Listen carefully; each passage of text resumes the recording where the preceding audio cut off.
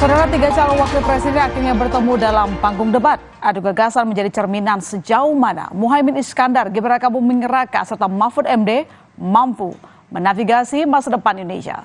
Mampukah cetak biru mereka mengatasi tantangan dan persoalan ekonomi yang tak semakin mudah? Dalam perdebatan, pembangunan ibu kota Nusantara pun dibahas dengan sengit antar para cawapres. Jumat malam di Jakarta, tiga cawapres bertemu pertama kalinya dalam debat yang diselenggarakan oleh Komisi Pemilihan Umum. Tema debat yang diangkat kali ini adalah ekonomi kerakyatan dan digital, keuangan, pajak, dan tata kelola APBN APBD, investasi, perdagangan, infrastruktur, dan perkotaan. Dengan sarung di pundaknya, Cawapres nomor urut 1, Muhaimin Iskandar alias Caimin, berbicara soal apa yang disebut sebagai slap economics. Menurut Caimin, segala ketidakadilan ekonomi harus dislepet. Sementara itu, Cawapres nomor urut 2, Gibran Rakabuming Raka, menekankan keberlanjutan, percepatan, dan penyempurnaan.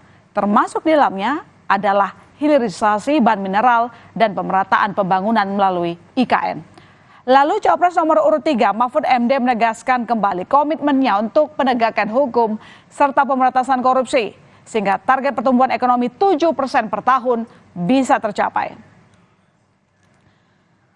Debat Cawapres mulai memanas saat muncul pertanyaan panelis soal mana prioritas Cawapres antara pembangunan infrastruktur fisik atau sumber daya manusia dan ekonomi rakyat.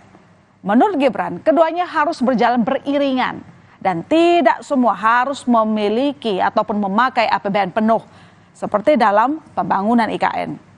Namun, Mahfud menyaksikan soal investor IKN. Gibran pun membalas dengan menyebut beberapa nama investor dalam proyek IKN. Sebelumnya, Otorita IKN menyebutkan nilai investasi pada groundbreaking IKN tahap 1 bernilai 23 triliun rupiah dan 12,5 triliun rupiah pada tahap 2. Otorita IKN mengklaim telah mendapatkan total realisasi permintaan investasi hingga 41,4 triliun rupiah selama 3 rangkaian atau tahap peletakan batu pertama. Tidak semuanya harus menggunakan APBN. Contoh IKN, banyak yang gagal paham. Tidak 100% pembangunan IKN itu menggunakan APBN. Yang digunakan hanya 20%. Sisanya adalah investasi dari swasta dan investasi dari luar negeri. Ini yang banyak yang gagal paham. Lalu kita mengacu ke pertanyaan, infrastruktur fisik atau SDM, dua-duanya penting dan dua-duanya harus dijalankan secara paralel. Sejauh yang kita baca, sampai sekarang belum ada satupun investor yang masuk ke sana. Coba kalau ada sebutkan misalnya 2 atau 1 gitu, investor mana yang sudah masuk ke sana. Yang saya dengar justru ada ratusan ribu hektar tanah sudah dikuasai oleh pengusaha-pengusaha tertentu sekarang ini. Nah, saya setuju ke depannya itu agar mengundang investor, IKN harus diteruskan tetapi pendanaannya harus sesuai dengan tujuan semula, bahwa itu sebenarnya mengundang investor. Caimin pun punya pandangan yang berbeda soal IKN. Dilihat dari skala prioritas, menurut Muhaimin, dana pembangunan IKN dapat dipakai untuk pembangunan jalan dan sekolah. Tak kalah sengit, Gibran menyentil Caimin pernah ikut meresmikan dan tumpengan di IKN.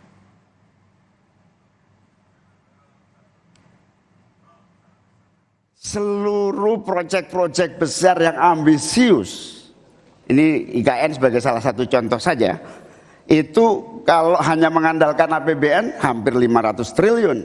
Padahal 1% saja dari 400 sekian triliun itu untuk bangun jalan seluruh Kalimantan beres, membangun seluruh kota-kota di Kalimantan beres.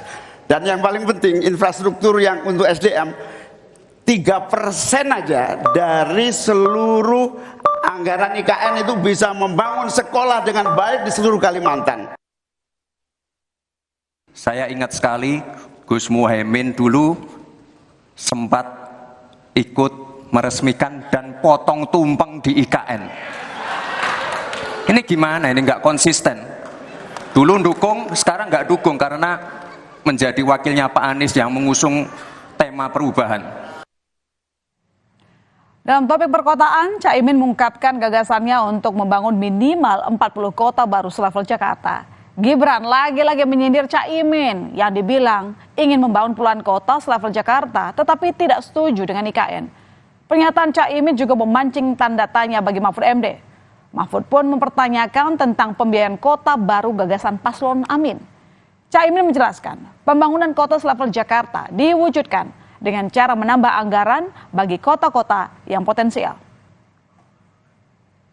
Ini agak aneh ya, pengen bangun kota selevel Jakarta tapi nggak setuju sama IKN. Tapi ya monggo lah ya, nggak apa-apa. Yang jelas untuk permasalahan perkotaan kita harus menggarap transportasi umumnya.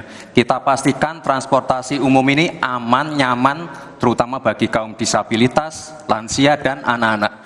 Lalu Caimin, saya agak kaget juga mau membangun 40 kota selevel Jakarta.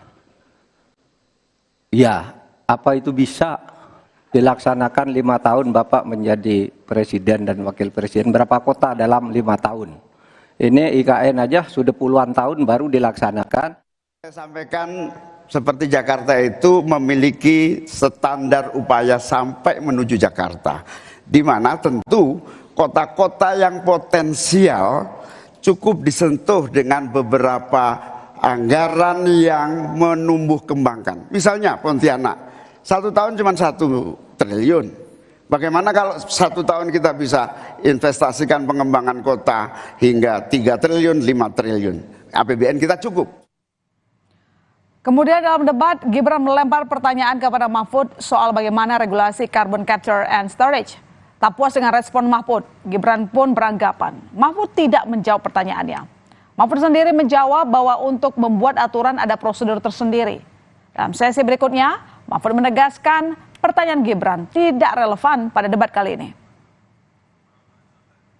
lagi ke pertanyaan saya, Pak Prof. Mahfud menjawab 2 menit, tapi pertanyaan saya belum dijawab sama sekali, Pak. Apa regulasinya, Pak, untuk carbon capture and storage? Simpel sekali, Pak, pertanyaan saya, Pak. Mohon dijawab, Pak.